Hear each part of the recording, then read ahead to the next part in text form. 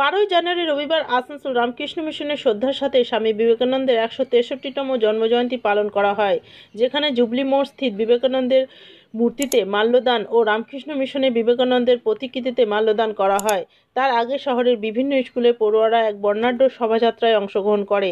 এদিন রামকৃষ্ণ মিশনের অনুষ্ঠানের রাজ্যে মন্ত্রী মলয় ঘটক, পৌর নিগমের chairman Amarnath Chatterjee, deputy mayor Abhijit Ghatak, MMIC Gurudas Chatterjee, Animesh Das সহ রামকৃষ্ণ মিশনের মহারাজজি সমাত্মানন্দজি উপস্থিত ছিলেন।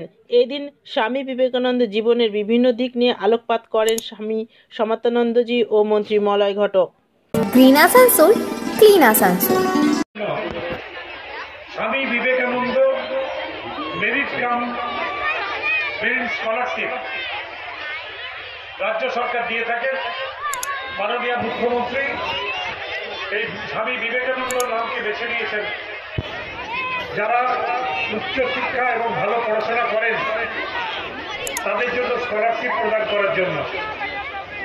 এছাড়াও আপনারা জানেন যে আমাদের রাজ্যে সমস্ত স্কুল আজকে ফ্রি করে দেওয়া হয়েছে, কোনো বেতন দিতে হয় না। স্কুলের বই, স্কুলের ড্রেস, মিড ডে মিল সমস্ত কিছু রাজ্য সরকার দিয়ে থাকে। কন্যাশ্রী প্রকল্পে মেয়েদের পড়াশোনার জন্য রাজ্য সরকার যে সাহায্য করে তাতে মেয়েদের পড়াশোনার যে ড্রপ আউট, সেই ড্রপ আউট আজকে প্রায় শূন্যে পৌঁছে গিয়েছে। তাই স্বামী বিবেকানন্দের জন্য এই সরকার, রামকৃষ্ণ মিশনের জন্য এই সরকার সবসময় উন্নয়নের যে কাজ, সেই কাজের দিকে লক্ষ্য রেখে মাননীয় মুখ্যমন্ত্রী করে গেছেন, আগামী দিনেও করবেন।